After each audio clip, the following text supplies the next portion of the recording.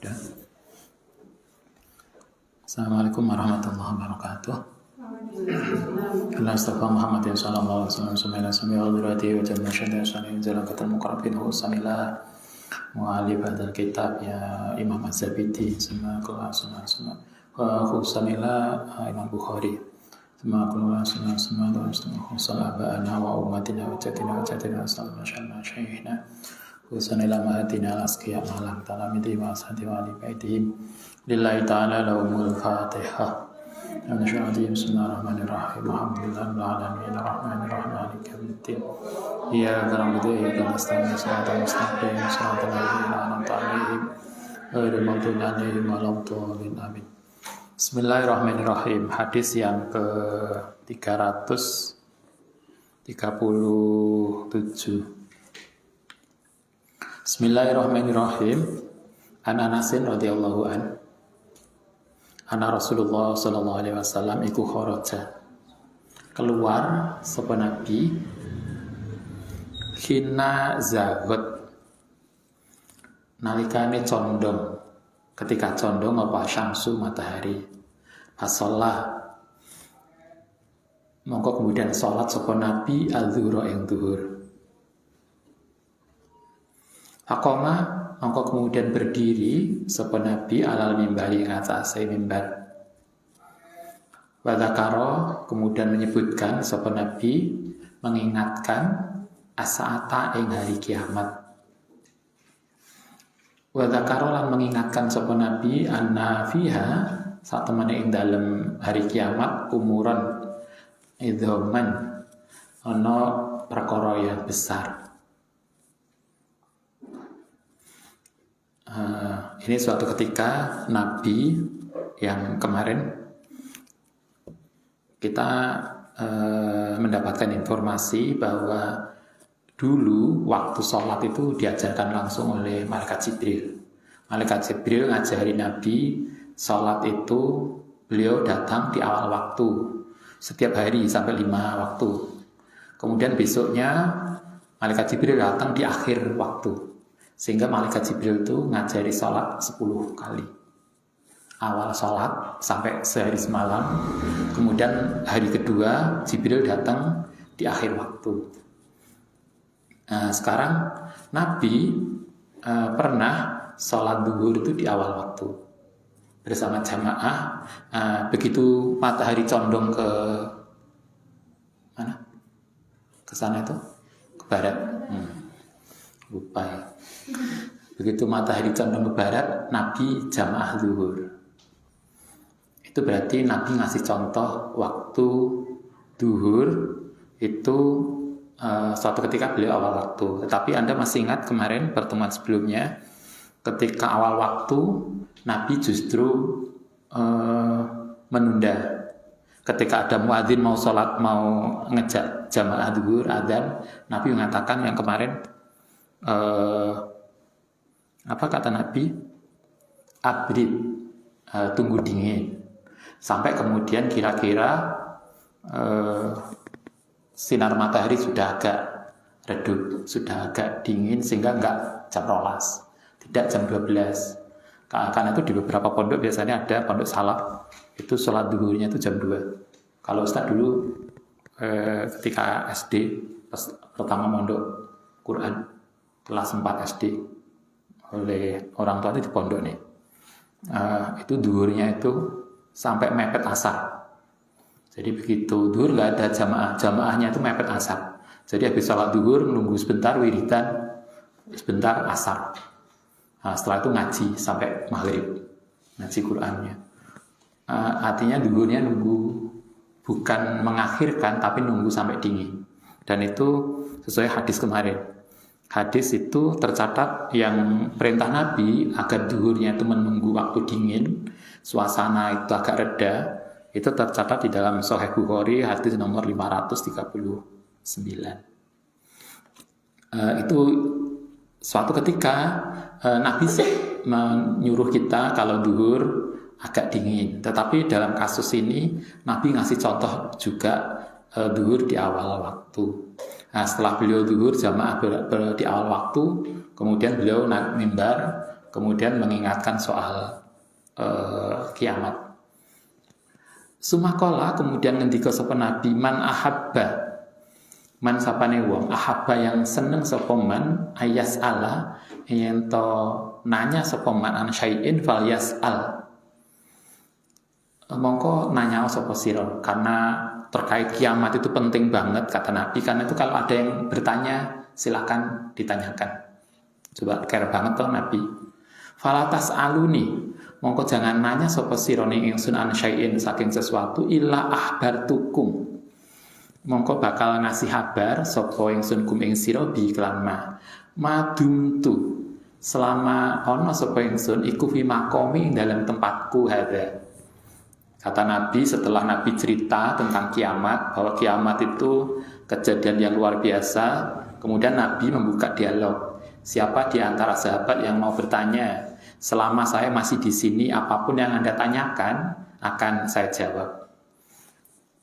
Itu berarti artinya Nabi memberikan kesempatan kita untuk bertanya. Tentu pertanyaannya adalah terkait dengan kiamat, karena Nabi cerita kiamat.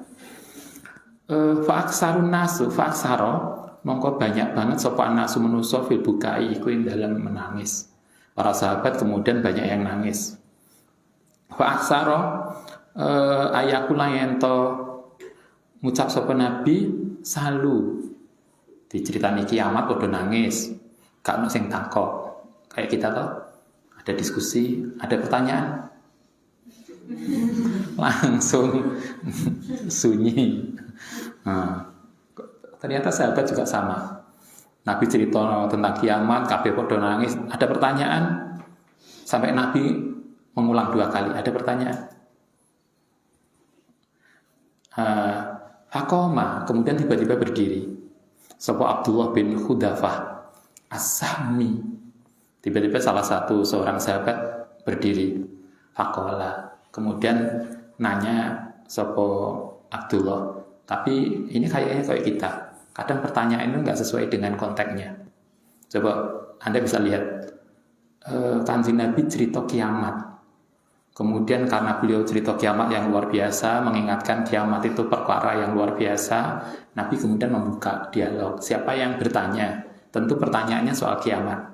Coba kemudian setelah beberapa kali didesak untuk ada pertanyaan atau tidak, muncullah Abdullah bin Hudafah. Kemudian beliau tanya. Coba pertanyaannya apa? Man abi? Bapak saya itu siapa ya namanya? Kira-kira penyambung aja. Ini luar biasa. Coba sabarin Nabi. Itu kalau Anda jadi guru nih, langsung digemplang namanya. Tapi ada juga. Ini ceritanya dosen. Ada teman dosen perempuan cerita. Suatu ketika beliau ngajar di kampus. Dia cerita, menjelaskan materi ini dengan luar biasa, menggebu-gebu, biasalah. Kemudian begitu selesai, ada mahasiswi tiba-tiba ngacungkan tangan setelah dibuka dialog tentu. Kemudian, Ustazah, saya ingin tanya, tapi ini saya ingin pribadi, tidak di depan kelas. Nanti setelah materi selesai, saya ingin coba.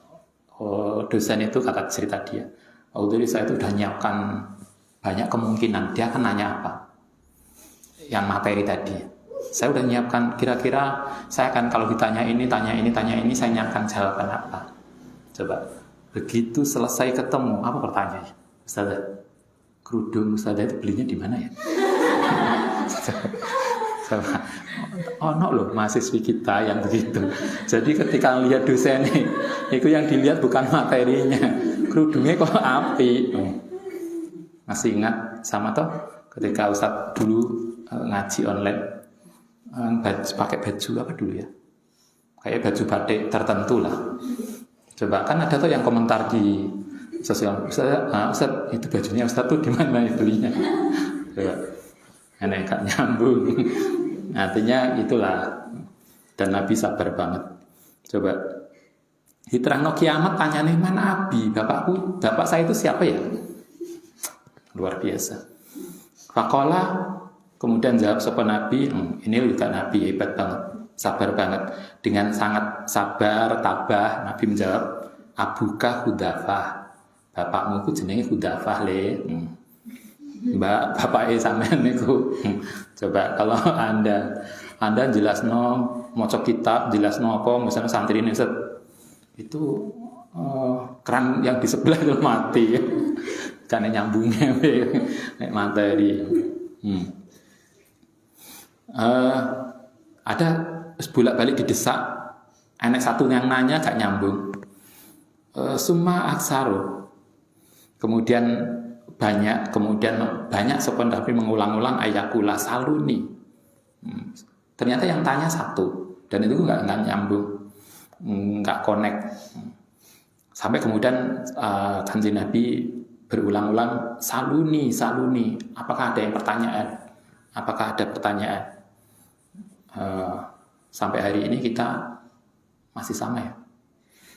Ada pertanyaan, Mbak? Kamu. Terus tadi ngapain? Kayak lay seminar atau pertemuan biasanya kan rebutan materi. Tolong materi ini di-share. Begitu di-share, yo wis di-share dok. Ada yang di-download wis turu dede. Enggak ada yang kemudian membaca.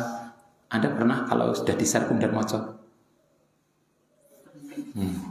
Kayaknya mendapat sharean dan download udah seneng banget. Kayaknya perkara udah selesai. Padahal belum dibaca. Mulai zaman sahabat sampai Nabi saluni. Bertanyalah apa ada pertanyaan sampai berulang-ulang.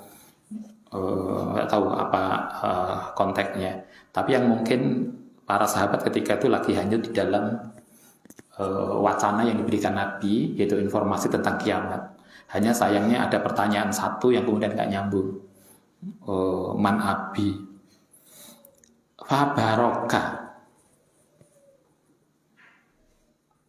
Mongko kemudian duduk berlutut.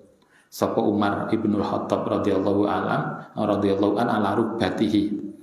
Ing atase lutute Umar. Ini yang kemudian membedakan Umar dengan yang lain, yang membedakan Abu Bakar dengan yang lain. Masing-masing punya kelebihan. Pada suasana yang luar biasa, kabeh gak ono sing tanya. Kemudian Umar maju, duduk di depan. Kemudian Umar mengatakan radina billahi rabba wa bil islami dina wa bi Muhammadin nabiyya wa rasulah. Itu artinya Umar kemudian memberikan sebuah statement yang luar biasa terkait dengan kiamat tadi. Apa yang kita butuhkan ketika kita ketemu kiamat? Itu kan raditu billahi rabba. Bahwa kita menerima Allah, Islam sebagai agama, dan Kanjeng Nabi sebagai Nabi Muhammad sebagai Nabi kita. Fasakata, kemudian diem. Sumakala, kemudian kemudian ngendika sapa Kanjeng Nabi uridat ditampakkan alaya ing atase ingsun apa al jannatu wan naru anifan sekilas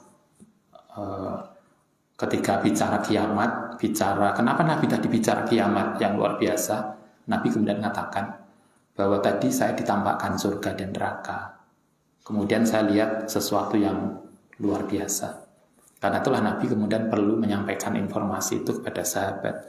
Anifan barusan fi urdi hadil haiti, yang dalam lebarnya tembok. Jadi kalau bayangan kita, Nabi itu diberikan kemampuan untuk surga dan neraka itu ditampakkan oleh Allah Ta'ala. Itu kayak kita lihat sorot inilah kalau LCD ditampilkan di tembok, kemudian kita bisa lihat, sehingga kemudian surga dan neraka itu tampak jelas dalam pandangannya Nabi.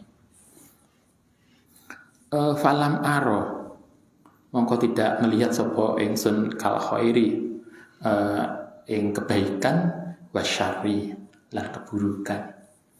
Sesuatu yang jelas mana surga, mana neraka. Karena itulah kemudian betapa ini menjadi, dan itu akan menjadi tempat pulang kita. Kita hidup di dunia yang lamanya hanya seumur hidup aja toh. Seumur hidup kita masing-masing mungkin sekitar 60-70 tahun. Jarang yang lebih dari itu. Dan semua akan kembali pada dua pilihan. Apakah surga dan neraka. Karena itulah Nabi kemudian mengingatkan, ingat bahwa kita semua akan mati. Dan pilihan rumah kita hanya dua. Kalau nggak ke surga maka kita akan jatuh ke neraka. Karena itulah itu yang harus kita persiapkan dengan baik. Aku takut dama. Teman-teman terjadi apa batu hadal hadisi, sebagian hadis ini fi kitabil ilmi. Hadis ini telah disampaikan dulu di babul ilmi min riwayat Abi Musa, saking riwayat Abi Musa. Kalau di sini riwayatnya dari Anas. Kalau sebelumnya dari Abi Musa, lakin fi hadir riwayati ziyadatun. Atau tambahan wa mughayiratul lafzi, lan ada perubahan redaksi. Hampir mirip hadisnya, hanya ada berbeda. Wa an Abi Barzah radhiyallahu an kana sapa Nabi sallallahu alaihi wasallam iku sholli. Salat sapa Nabi as-subha ing salat subuh wa ahaduna hale utai sebagian kita iku ya'rifu bisa melihat sapa ahaduna jalisahu ing tempat duduknya. Riwayat yang lain ini Nabi suatu ketika pernah sholat subuh itu siang banget sampai tempat duduk kita kelihatan. Tentu dahulu belum ada lampu ya. Kalau sekarang ya mesti ketok. Artinya dulu Nabi ketika sholat subuh itu kan nggak ada lampu. Dan karena subuhnya itu sudah agak siang, maka kita sudah bisa melihat tempat duduk kita. Jadi udah agak siang. Karena itu kemarin disampaikan Nabi itu suatu ketika ngajak sholat subuh awal waktu, tapi kadang sholat subuh akhir waktu. Sehingga kita itu menjadi mudah kapan akhir subuh dan kapan awal subuh. Kapan awal maghrib dan kapan akhir maghrib. Wa yaqra'u lan maca sapa Nabi fiha ing dalam sholat subuh ma baina sitina maing barang baina sitina antarane 60 ilal mi'ati sampai 100. Nabi ketika sholat subuh itu membaca ayat 60 sampai 100. Itu surat apa itu? Yasin mungkin ya. Yasin kan 80-an tuh. Itu sholat subuh masuk Yasin. Kalau Anda ya keri-keri di sela Yasin. Kita tuh masih ingat dulu Ustaz Aliyah Allah ya Raham Yahya itu kalau hari Jumat ngimami subuh biasanya pakai surat sajadah. Nah, kalau sajadah kan ada sujud tilawah. Jadi kita cek menggunakan kamar, terus Allah berkomat. Kamarnya Ustaz itu kayak Anda gandeng karo masjid. Jadi paling cedek dengan masjid. Malah kalau sudah sholat sujud sajadah, kita baru lari ke masjid. Cik nyusuli. Itu contoh yang nggak perlu ditiru.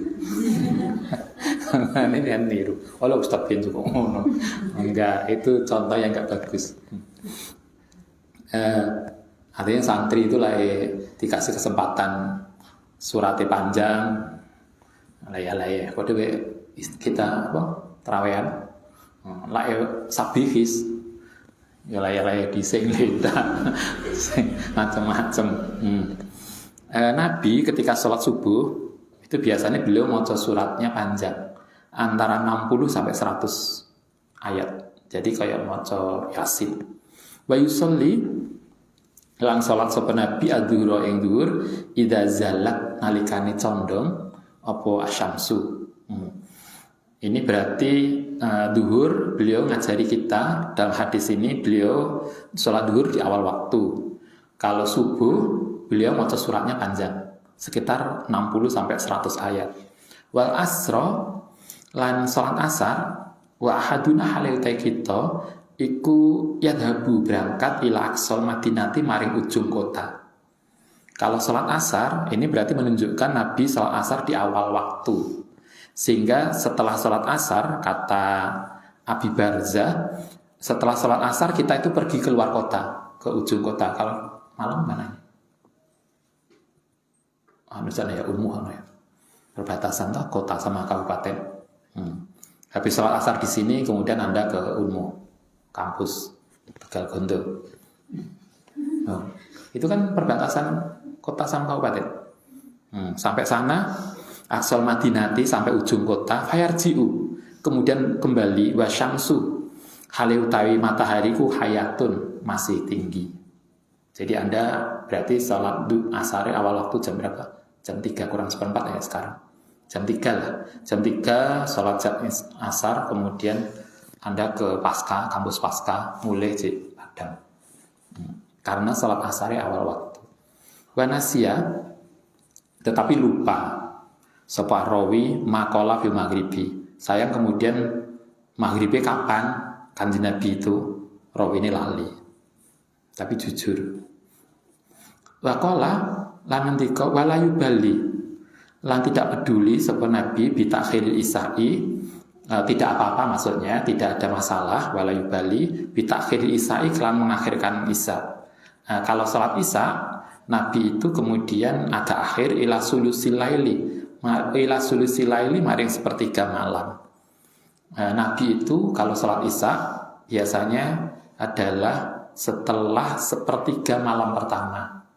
Kan itu sering yang saya sampaikan kalau semalam itu 12 jam, mulai jam 6. Ini kan jam 6.30. Berarti kalau malam dimulai jam 6 misalnya, dan pagi diakhiri jam 6, berarti 12 jam. 12 jam dibagi 3. Berarti 4 berarti 6 ditambah 4 sampai jam 10. Isaknya Nabi berarti sekitar jam 10 malam, gak sore. Nah, kita kan ntar lagi azan, belum jam 7 udah selesai sholat isya. Nabi sholat isyanya sampai sepertiga malam pertama, dan Nabi tidak tidur sebelum sholat isya. Berarti kalau beliau sholat isya jam 10 dan beliau tidak tidur sebelum jam 10. Nah, kita kan maghrib aja udah ngeledak sampai sepertiga. Sumakola Nabi rata-rata isaknya sepertiga jam pertama, sekitar jam 10, jam 9 lah, jam 10. Bahkan ila satril laili, sampai tengah malam. Sholat isya jam 11, setengah 12. Kalau Anda mau lebih hebat, isya setengah 4. Nah, Nabi isanya biasanya begitu. Karena itulah yang sering saya sampaikan, kalau Anda lihat di pondok-pondok salaf di Malang, di beberapa pondok salaf tahfidz itu isanya jam 9. Jadi azan jamaah isanya baru dimulai jam 9. Kalau kita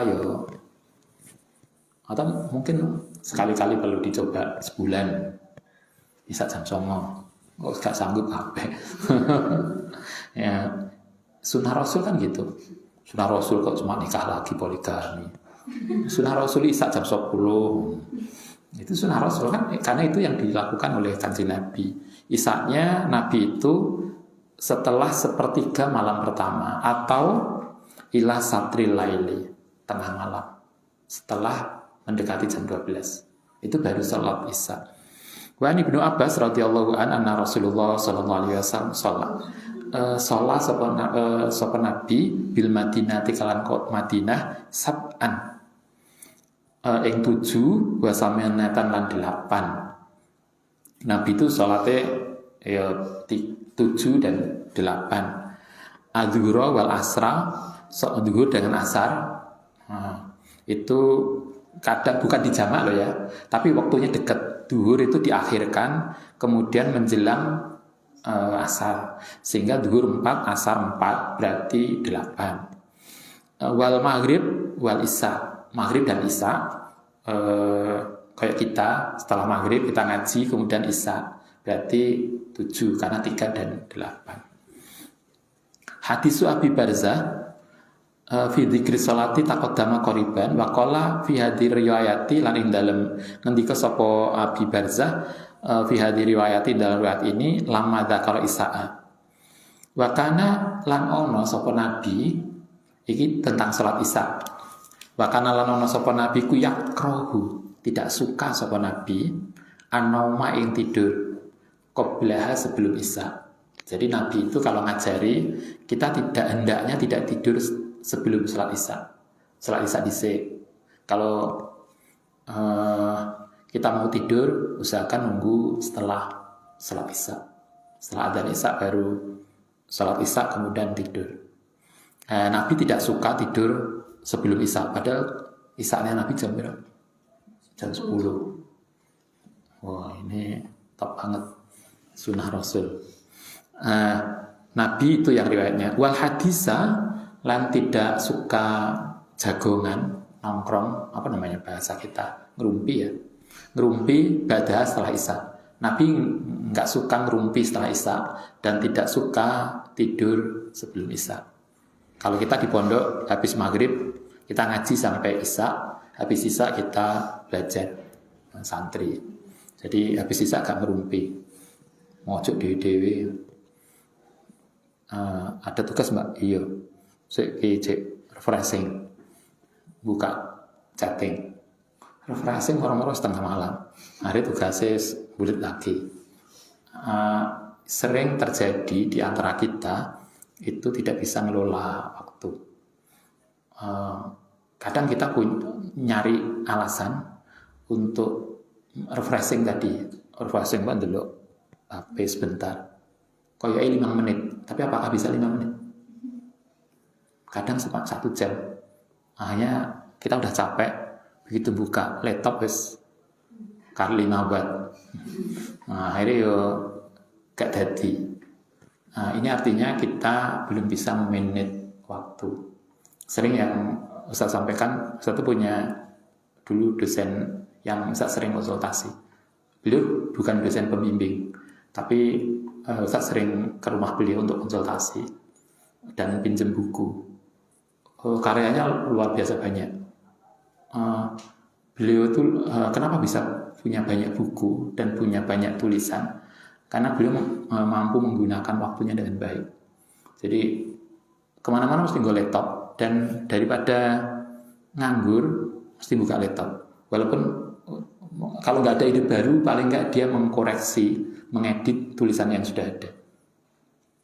Jadi suatu ketika pernah kita undang ke sini, ke Malang. Kemudian saya bilang, Prof, nanti saya jemput ke hotel. Setelah beliau sarapan, nunggu jemputan, dia buka laptop untuk mengoreksi tulisannya, mengedit tulisan yang dia punya. Coba ala kita kan enggak. Anda bisa lihat juga salah satu tokoh di Al-Azhar yang banyak bukunya, Yusuf Qaradawi. Anda tahu tak nama besar Yusuf Qaradawi, seorang ahli fikih dari Al-Azhar. Coba bagaimana cara beliau menulis. Kalau beliau pernah cerita di dalam salah satu akun, beliau mengatakan dia sibuk, sering diundang sebagai narasumber di mana-mana. Kata beliau, kalau beliau diundang misalnya dari Mesir ke Eropa, diundang ke Belanda, dari Mesir ke Belanda berapa jam penerbangan, maka saya tidak tidur. Saya di penerbangan buka laptop dan saya bisa buat tulisan. Kalau Anda menikmati hidup, Ustaz. Ya akhirnya kan coba di penerbangan ngapain? Kan kita bisa gunakan sesuatu yang lebih, yang lain. Artinya itulah orang-orang hebat, senantiasa bisa memanage waktunya dengan baik. Problem kita kadang kan gitu, kita tidak bisa membagi waktunya. Nabi kita diajarkan jangan ngerumpi setelah isya, dan gunakan antara maghrib sampai isya sesuatu yang luar biasa berharga sehingga tidak tidur. Wa Anasin radhiyallahu an qala kunna ana sapa kita iku nusolli salat sapa kita al asra ing asar sumaya khruju, kemudian keluar sapa insan manusa ila Bani Amr bin Auf, sampai kepada kampung Amr bin Auf. Kata Anas, kami sholat bersama Nabi. Suatu ketika sholat bersama Nabi sholat asar. Kemudian sholat asar, setelah itu kami bepergian ke kampungnya Amr bin Auf. Apa yang kemudian terjadi? Fayajiduhum, kemudian nemu sapa kita hum ing mereka yusalluna, sholat sapa mereka al asra ing asar. Jadi artinya Nabi ketika itu sholat awal waktu, sehingga ketika para sahabat itu pergi ke kampung sebelah, tentu tidak dekat, orang di kampung sebelah masih sholat asar juga. Wa anhu lan saking Anas karena ana sapa Rasulullah sallallahu alaihi wasallam iku yusolli salat sapa Nabi al asra ing salat asar wa syamsu hale utai matahari iku murtafiatun masih tinggi, hayatun masih bersinar terang, masih hidup. Jadi asarnya di awal waktu. Ayat habu mongko kemudian berangkat sapa zahibu orang yang bepergian alal awali maring daerah awali hayatihim mongko nekanihim ing awali wa syamsu hale utawi matahari iku murtafiatun. Wa ba'dul awali utai sebagian awali tadi kampung di ujung kota minal madinati saking kota iku ala arbaati amyalin sejauh sekitar 4 mil. 4 mil itu berapa kilo? 1 mil berapa kilo? Kalian yang ngerti? 1 mil kalau nggak salah 1,5 kilo. Kalau 4 mil berarti berapa? 6 kilo. Berarti sini pasca. Sini pasca itu kan sekitar 7 kilo. Kampus pasca UIN maksudnya. Kata ini dari Anas, setelah sholat asar kami pergi ke ujung kota, sampai balik lagi itu masih matahari masih tinggi. Padahal perjalanan dari Madinah ke Ma'ali awali tadi itu sekitar 4 mil. 4 mil kalau di kiloan sekitar 6 kilo. 6 kilo pp. Itu masih tinggi. Artinya asarnya saat itu Nabi mengajari kita asar awal waktu. Wa Abdullah bin Amr radhiyallahu anna Rasulullah sallallahu alaihi wasallam iku qala walladzi tafutuhu alladzi utai seseorang tafutuhu kan kehabisan hu ing man apa salatul asri salat asar kan nama kaya ana man iku tira melalaikan ahlahu wa malahu. Kata ahlahu keluargane wa malahu lan hartanya. Ini menunjukkan pentingnya salat asar. Salat asar itu salat yang sangat penting, selain karena asar itu adalah bagian dari salat maktubah. Anda masih ingat ada perintah dalam Al-Quran agar hafidhu fi salatil khamsi wa salatil wusta. Sholat wusta, kita oleh Allah Ta'ala diperintahkan jagalah sholat 5 waktu, lebih-lebih sholat wusta. Apa sholat wusta itu? Sebagian ulama mengatakan sholat wusta adalah sholat asar.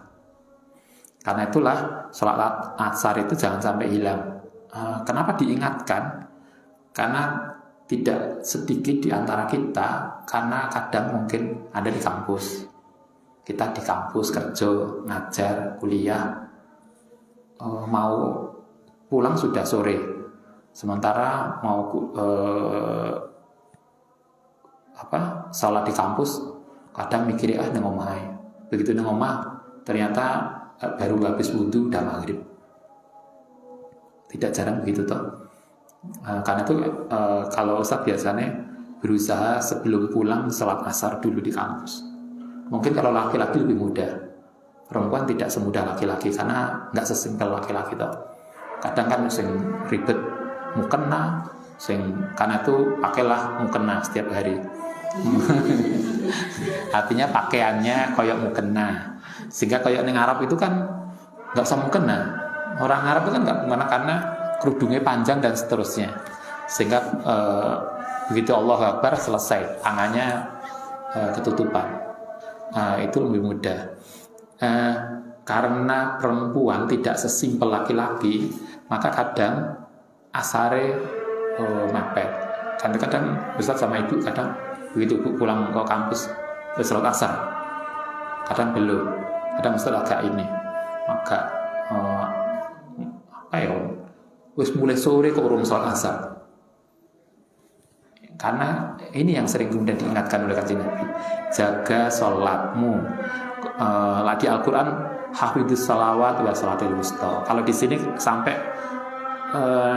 Kanjeng Nabi mengatakan siapa yang sampai kehabisan sholat asar itu sama dengan kita menyanyiakan keluarga kita dan harta kita. Marilah kita jaga sholat asar kita. Mulai dari kampus aja sore-sore.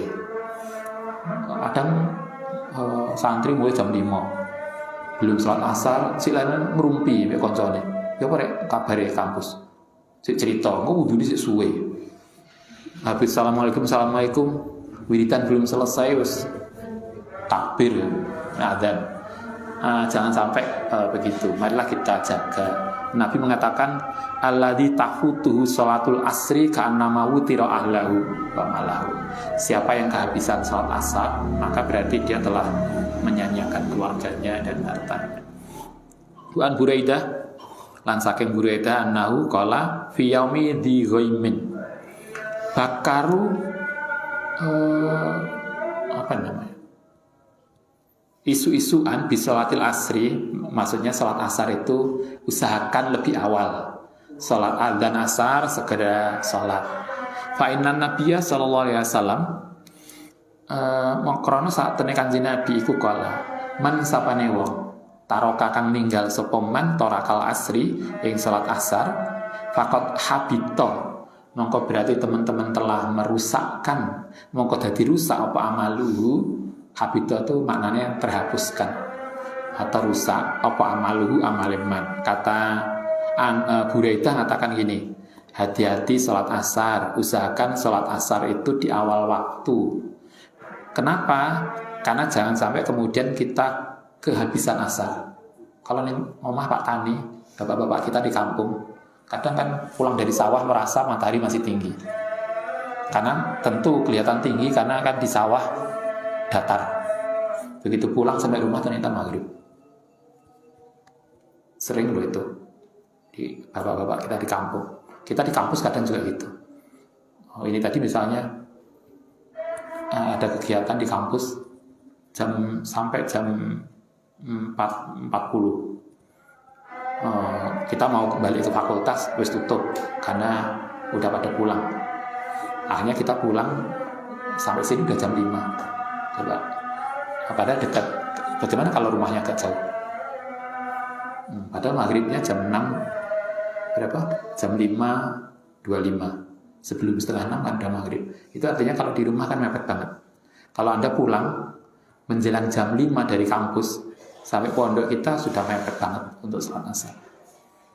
Karena itulah Nabi berulang-ulang mengatakan jaga sholat asar. Sehingga Buraidah mewasiatkan pada kita, kalau sholat asar biasakan bakiru di awal waktu. Karena Nabi mengatakan siapa yang ketinggalan sholat asar atau meninggalkan sholat asar karena kehabisan waktu, berarti itu telah merusakkan amal perbuatannya sendiri.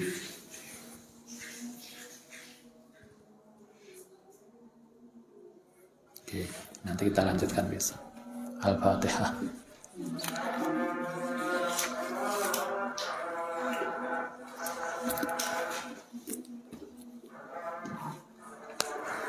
Rabbana wa'ala bima 'allamtana rabbil alimna rabbil fauna waqina waqina waqarratani bidina rabbana wa'ala bima 'allamtana rabbil alimna ladhi fauna rabbil faqina wa faqina waqarratani bidina. Assalamualaikum warahmatullahi wabarakatuh.